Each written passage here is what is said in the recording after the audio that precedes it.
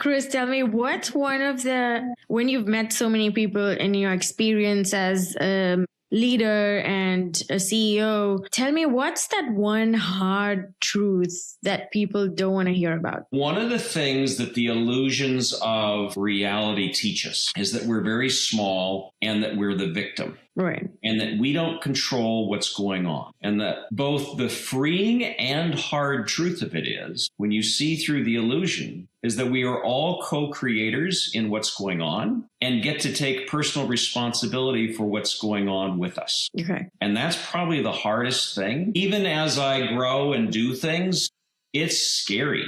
It's difficult. It's hard to say, okay, I have certain abilities, but with that comes responsibilities. Right. It's kind of like in the Spider-Man movie where his Uncle Ben tells him, how does it go? It goes something about with power comes responsibility. With great power comes great responsibility. Yeah. So as you start reconnecting to who you are, as each one of us does, we're connecting into great power. And as we continue to connect, that responsibility grows with it. So you're saying that we often tend to, we try to play the victim, but we don't think about the fact that we are responsible for some of the things that are going on with us. Arguably all of them. Okay.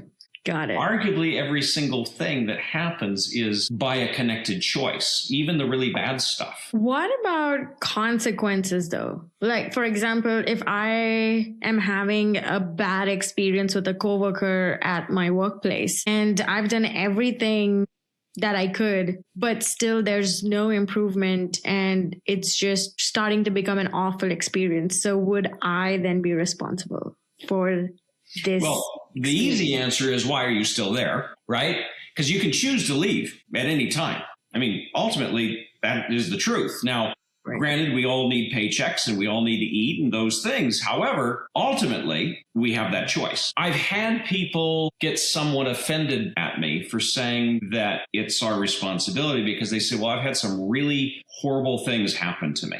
I say, I get that. And as human beings, we've had some pretty horrible stuff happen, both as a planet, as cultures, as all kinds of things. Why do people go watch horror movies? Thrilled that they want to experience that fear maybe and curiosity. Okay. And yet they go through movies and see people being hacked to pieces, blown up, heads chopped, scary jump scares, all kinds of stuff, right? Right. And that's what humans go look for. Now, take yourself up a notch to a soul. What does it look for? When it says, I want to experience all the emotions, what does that look like, right? I mean, if a human, if we're a part of that soul and we're out going and watching horror, now I personally don't like horror movies, but there's a lot of people that do that I know. Why do we go watch horror movies? Because of the experience within the horror movie construct. Well, now if we're a soul playing an avatar, wouldn't it be pretty easy to extrapolate all the horrible things as part of the experience the soul wants? Right.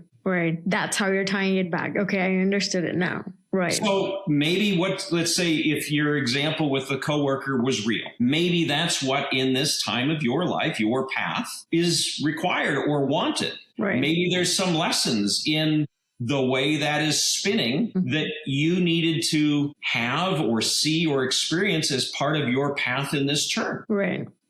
Or when you get fed up, you just say, I'm out of here. Yes, agreed.